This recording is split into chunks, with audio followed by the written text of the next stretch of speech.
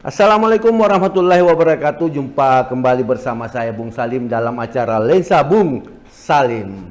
Saat ini saya sedang berada di Kodim 1423 Sopeng di Bumi Late Mamala. Bersama ini dalam edisi khusus Roadshow 55 TV.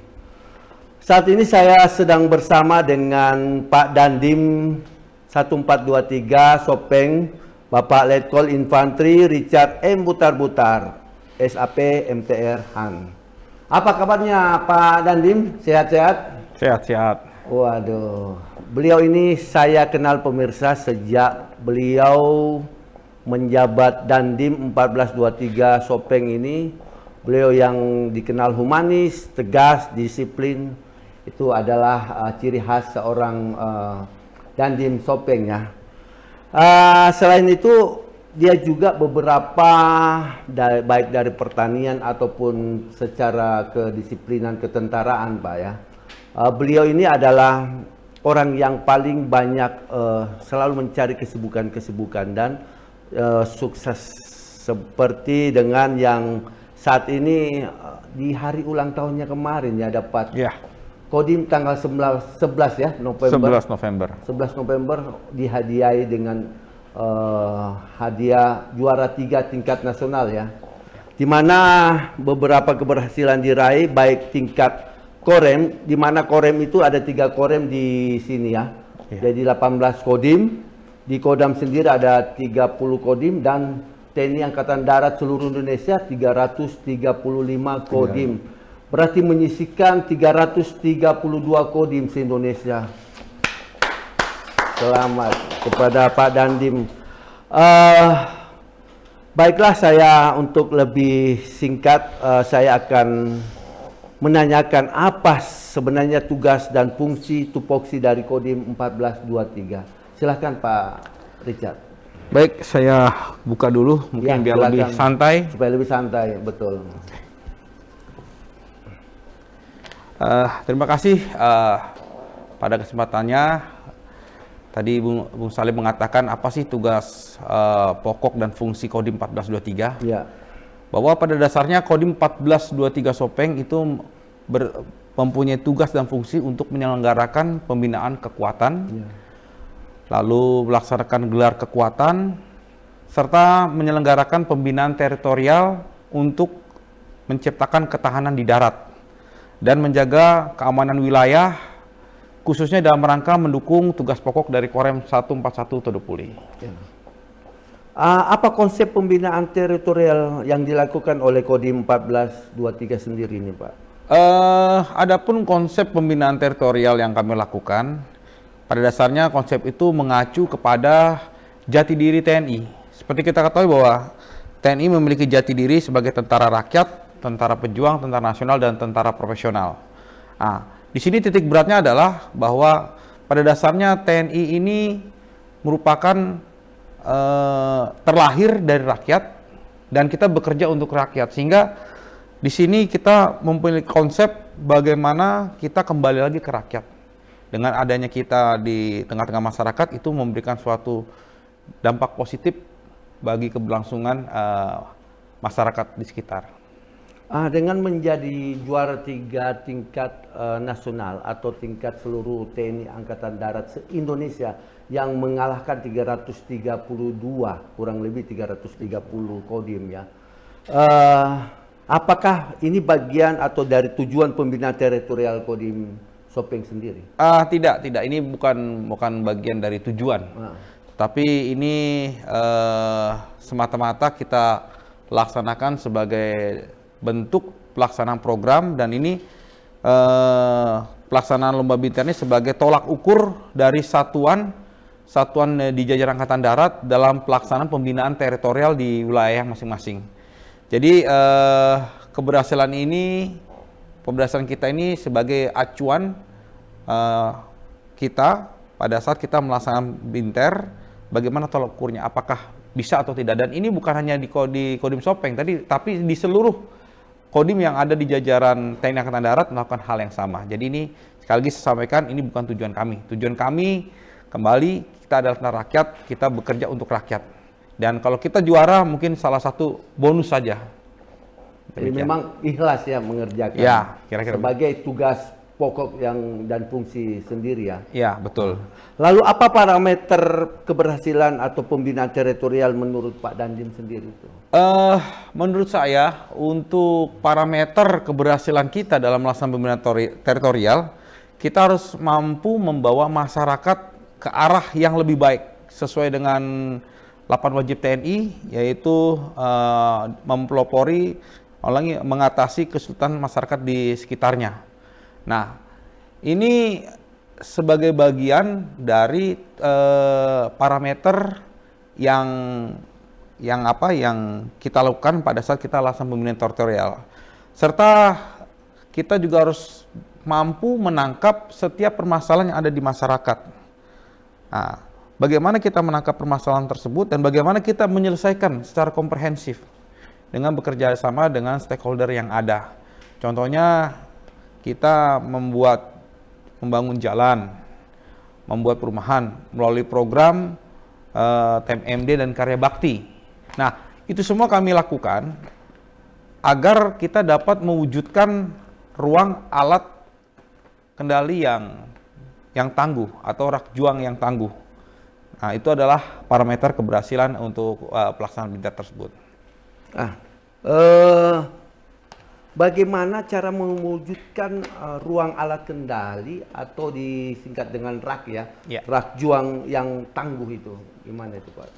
Baik, yang pertama kiat-kiatnya adalah kita harus dapat menguasai wilayah serta masyarakat yang ada di sekitar.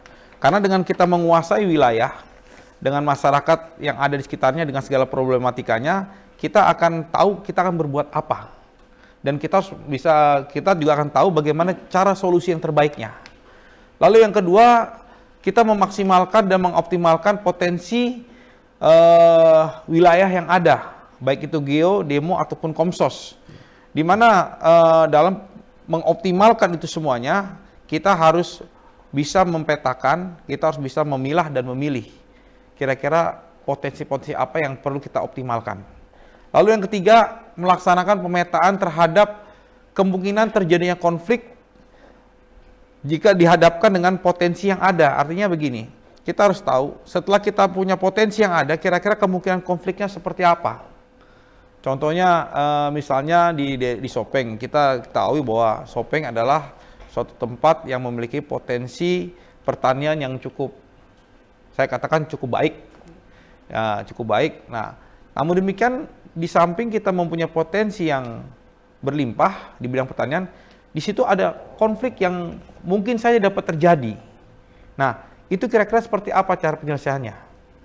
Nah, itu yang ketiga. Lalu yang keempat, yang paling penting di sini adalah mengoptimalkan peran dan tugas satuan kewilayahan. Artinya para Babinsa dan Ramil di wilayah dengan berkolaborasi satuan-satuan samping, dan itu semua harus sesuai dengan undang-undang yang berlaku,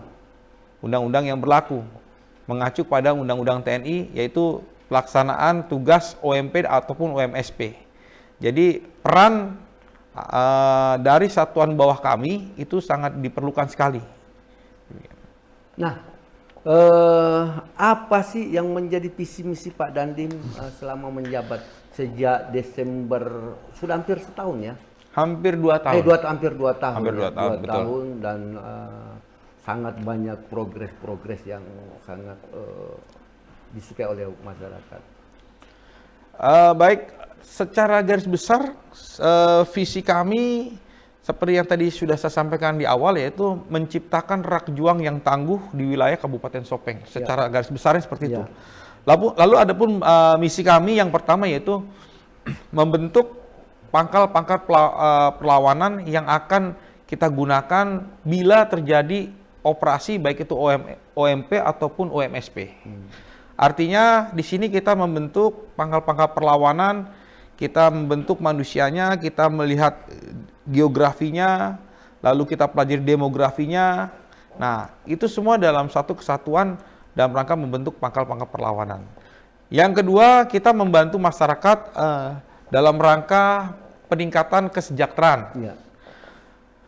Dengan berkolaborasi dengan pemerintah daerah dan satuan-satuan samping yang ada di Sopeng. Jadi kita di sini memecahkan segala permasalahan-permasalahan masyarakat. Kita bersama dengan instansi lain saling mengisi, saling melengkapi hingga kesejahteraan masyarakat di wilayah Kabupaten Sopeng itu secara perlahan bisa kita atasi. Saya kembali ke awal. Saya sambil ini melihat Pak Dandim ini sangat menarik ini. Ini sejak Hasanuddin ini, Kodam Hasanuddin 14 ya, Kodam 14 Hasanuddin. Ya. Saya baru mendengar Kodam 14 Hasanuddin meraih juara 3 besar ya. Ya. Sebenarnya kalau mau dimaksimalkan bisa sampai juara umum ya. Ini ada saya lihat juara 3 Korem. Ini apa ya? Ini apanya? Piagam. Piagamnya ya? Ya. Ini langsung dari... Dan Pusterad, Komandan Pusat Teritorial Angkatan Darat. Letnan Jenderal TNI Teguh Arif ya? Ya. Dan ini kebanggaan tersendiri bagi 320 lebih ya? Ya. Ini saya melihat perjalanan Pak Dandim, Pak Richard ini sejak 2019 pertanian sangat pupuk yang diolah sendiri sehingga menghasilkan melimpah ruah hasil dari termasuk membangun jalan tembus dari Sopeng ke Baru, membuat jembatan, malah gimana itu? Malah tidak pakai dana katanya. Silahkan dulu Pak. Menurut ini saya sangat menarik. Ya. Menurut saya ini sederhana saja. Ya. Tadi sudah saya sampaikan awal bahwa kita harus bisa menguasai wilayah dan masyarakatnya. Artinya menguasai itu dalam arti kata kita melaksanakan penguasaan setiap permasalahan-permasalahan seperti apa. Nah, di sini saya melihat ada beberapa permasalahan yang mungkin harus kita selesaikan secara bersama-sama. Ya. Nah, contohnya seperti tadi Bung Salim sampaikan ada pupuk atau bibit. Nah, karena culture di wilayah Sopeng itu adalah masyarakat yang berbasiskan pertanian atau masyarakat agraris. Sehingga itu sangat dibutuhkan sekali. Berikutnya juga adanya akses-akses yang belum terhubung atau adanya daerah-daerah terpencil yang masih minim terhadap akses, itu akan menjadi kendala. Ya.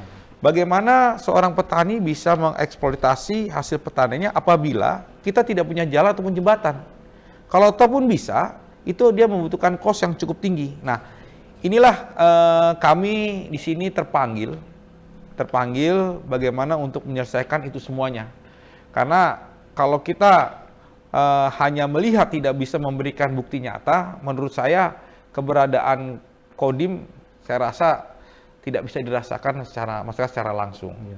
Sehingga kami berkomitmen dengan seluruh anggota, kita harus berani terjun ke lapangan, tidak mengenal waktu, tidak mengenal batasan, kita sama-sama bekerja, sisingkan lawan baju, kita sama-sama membangun Sopeng ini. Demikian. Saya melihat juga bahwa Pak Dandim ini, Pak Richard ini sangat keras, disiplin, tapi masyarakat senang. Apa kiat-kiatnya itu Pak? Intinya kalau hidup itu memang kita harus disiplin. Terkadang orang berpikir bahwa keras itu identik dengan kekerasan. Saya perlu meluruskan bahwa keras itu tidak mesti identik dengan kekerasan, tapi keras itu mungkin lebih cenderung kita identik dengan sesuatu yang disiplin. Ya. Kita harus membuat suatu aturan yang keras, yang strict untuk mendisiplinkan. Nah, bagaimana masyarakat bisa menerima itu semuanya? Saya pikir kuncinya satu, yaitu konsistensi. Tak kala kita membuat suatu aturan, tak kala kita membuat suatu hal yang mengikat, itu harus didahului oleh kita dulu. Jadi kita harus keras terhadap aturan dan kita juga keras juga harus mematuhinya. Jadi kita harus konsisten, kalau orang melakukan, kita harus lebih dulu melakukan. Nah, sehingga masyarakat melihat, oh iya, ternyata itu sudah terlebih dahulu dilakukan oleh aparat TNI Angkatan Darat di wilayah Kabupaten Sopeng, sehingga kita bisa menjadi contoh. Jadi bukan istilahnya orang bilang jarkoni, hanya bisa mengajari, tidak bisa melakoni. Ya. Kira-kira begitu. Tapi selain di masyarakat, Pak Richard ini ya di kesatuan juga selalu dikenal selalu out the box. Maksudnya begini, membangun sesuatu, misalkan lapangan tembak dibangun tanpa biaya, malah maaf ini Pak Dandim kan Nasrani, tapi membela-bela membangun masjid. Gimana ada pikiran-pikirannya? Sederhana saja Bung Salim. Jadi di dalam TNI Angkatan Darat itu ada beberapa fungsi. Fungsi pembinaan itu kita ada pembinaan pangkalan, Ya. ada pembinaan personil, lalu ada pembinaan latihan. Ya. Nah, pembinaan itu kita lakukan secara berkesinambungan, karena itu merupakan bagian dari program. Saya mengambil contoh seperti ini.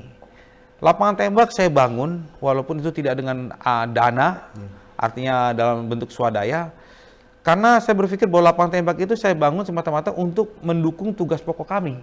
Karena di situ kami akan melaksanakan pembinaan dalam bidang latihan. Nah, kenapa? Karena dalam bidang latihan itu akan meningkatkan kemampuan operasional satuan kami. Bisa dibayangkan jika seandainya kami tidak mempunyai lapangan tembak, bagaimana kita berbicara profesionalisme, terutama dalam latihan menembak. Ya. Saya rasa itu tidak mungkin. Ya. Begitu juga kenapa kita membangun rumah ibadah. Mohon maaf, sekalipun saya bukan seorang muslim, tapi menurut saya itu sebagian dari pembinaan personalia.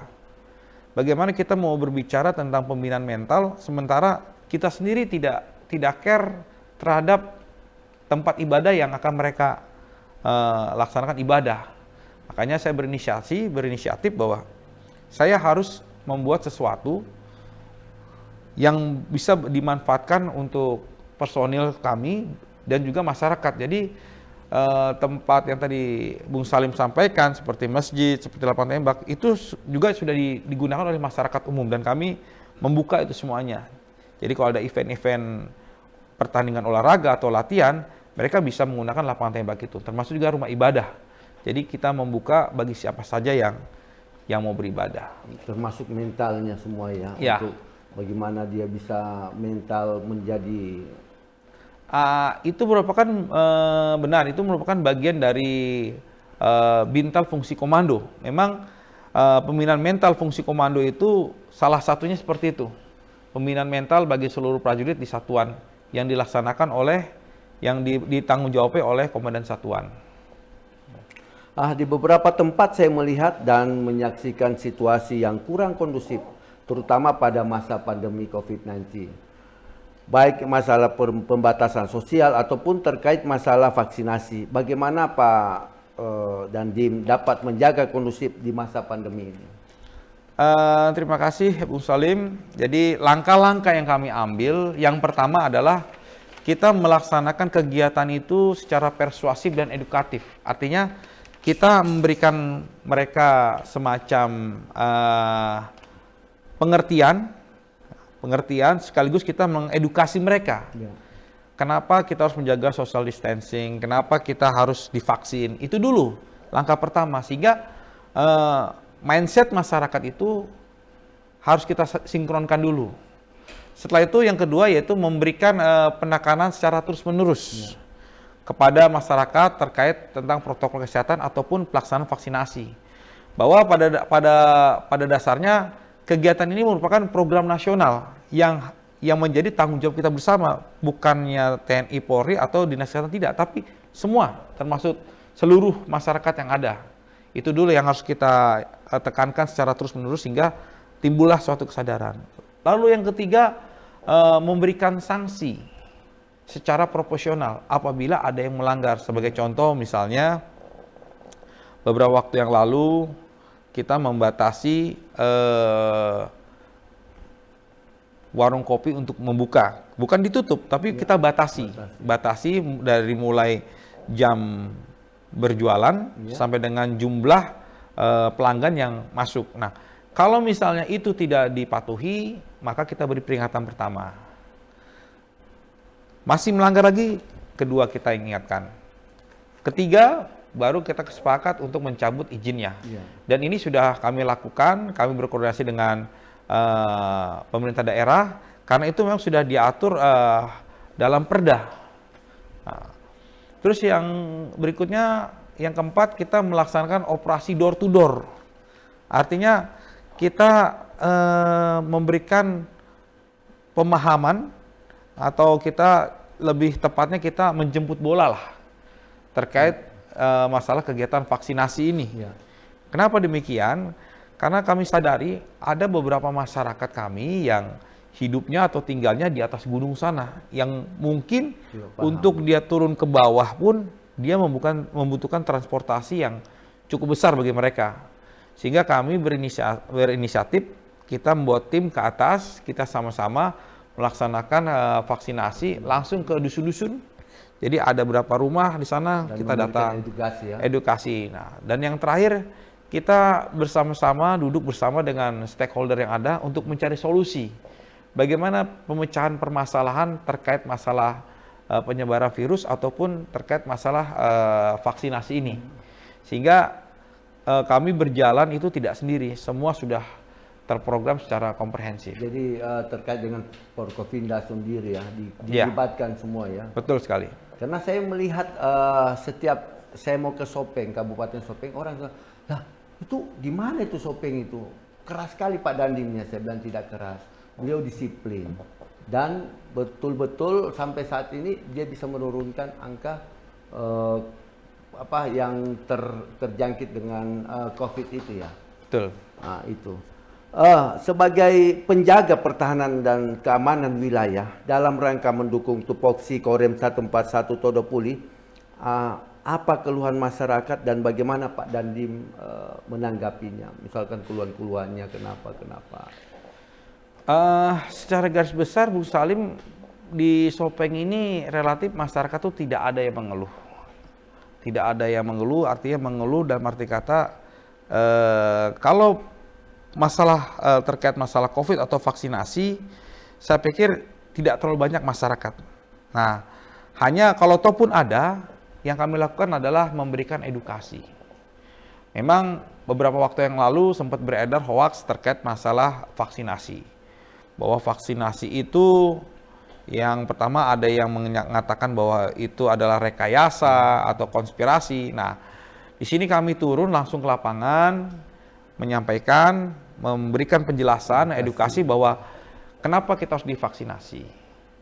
Selain karena ini program pemerintah, tapi juga ini juga untuk menyelamatkan kita bersama. Jadi komunikasi kepada masyarakat itu kunci dari penyelesaian permasalahan yang ada di Kabupaten Sopeng. Bagaimana Pak Dandim membantu pemulihan ekonomi kepada masyarakat Sopeng itu sendiri? Kan ada kemarin dari pusat bahwa membantu masyarakat gimana pemahaman tentang pemulihan ekonomi di masa pandemi ini. Baik, terima kasih. Jadi upaya kami dalam rangka pemulihan ekonomi ini, kita kembali lagi kepada hakikatnya. Di sini ekonomi di Sopeng pada hakikatnya adalah ekonomi agraris. Maksud saya, di sini sebagian besar mata pencarian petani adalah, mata pencarian masyarakat Sopeng adalah petani.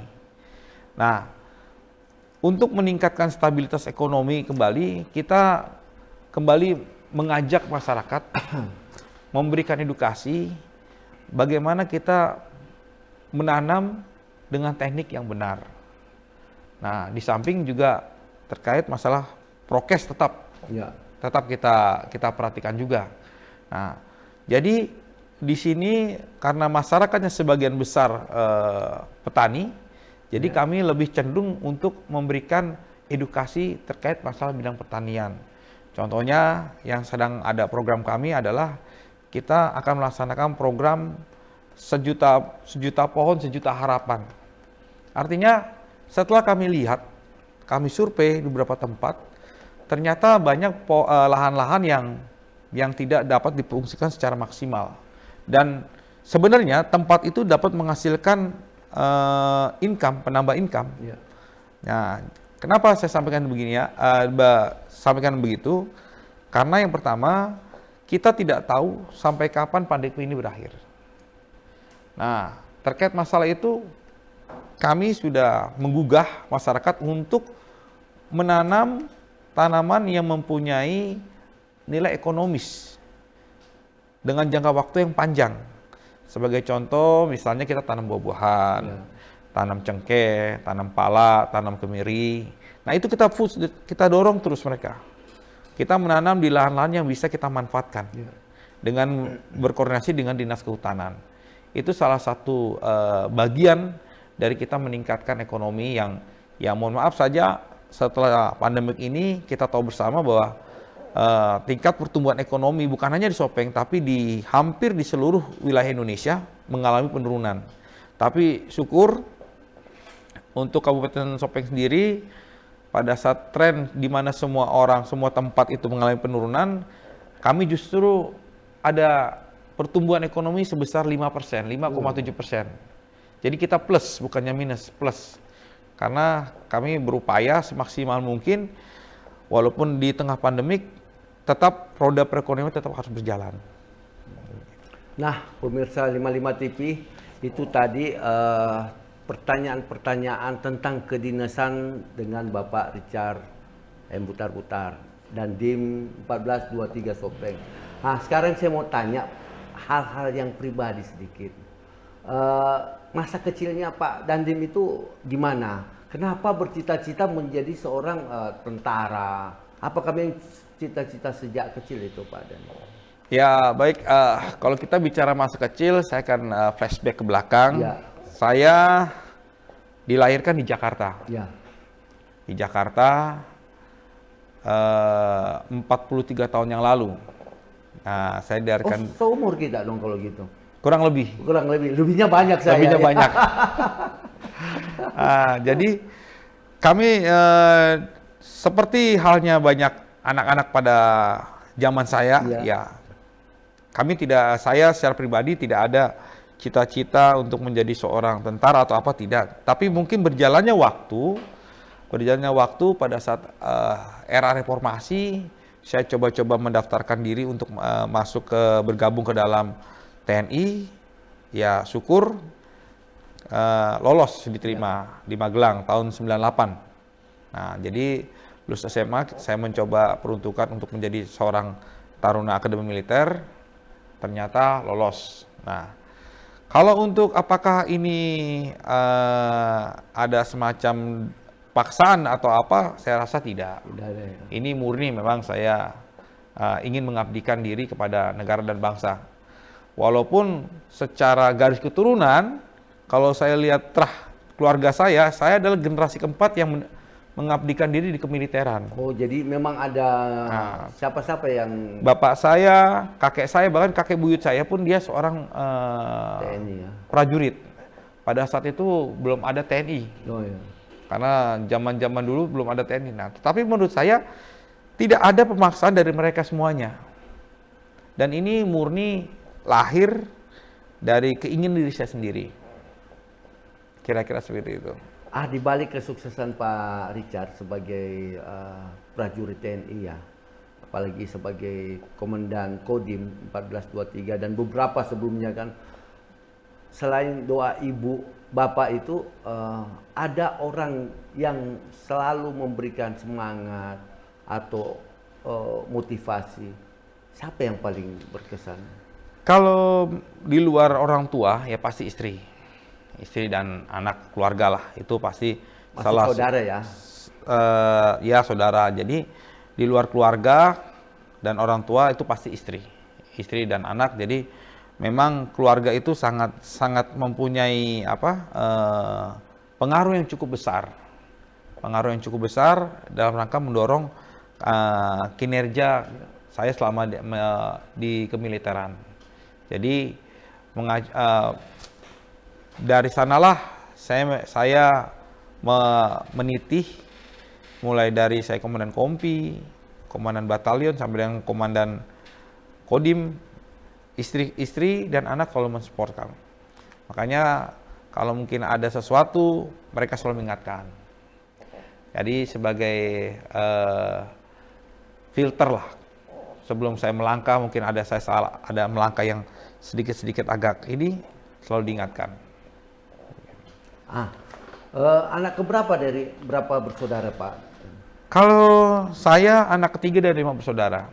Saya dengar kabar, saya lihat-lihat riwayatnya, istri Pak Dandim itu dari TNI, orang tuanya juga seorang militer ya? Ya. Ya. Apakah dapat dukungan juga ya dari kalau beliau?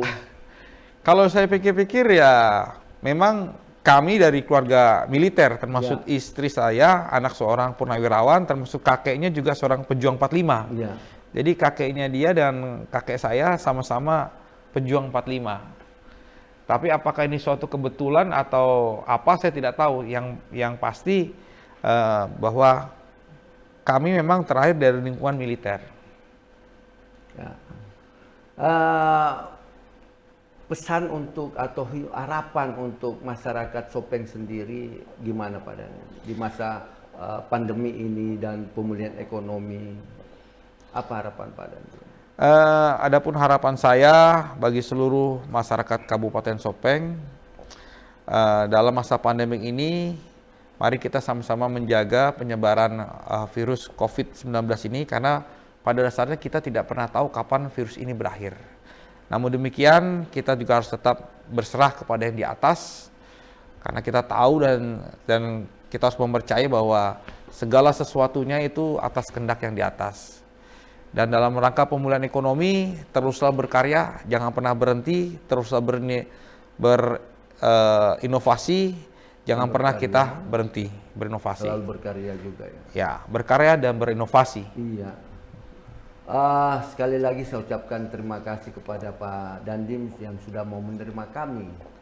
Walaupun dalam tugas sehari-hari sangat sibuk, dan selamat ulang tahun kepada Kodim yang keberapa Pak? Ke-44. Ke-44.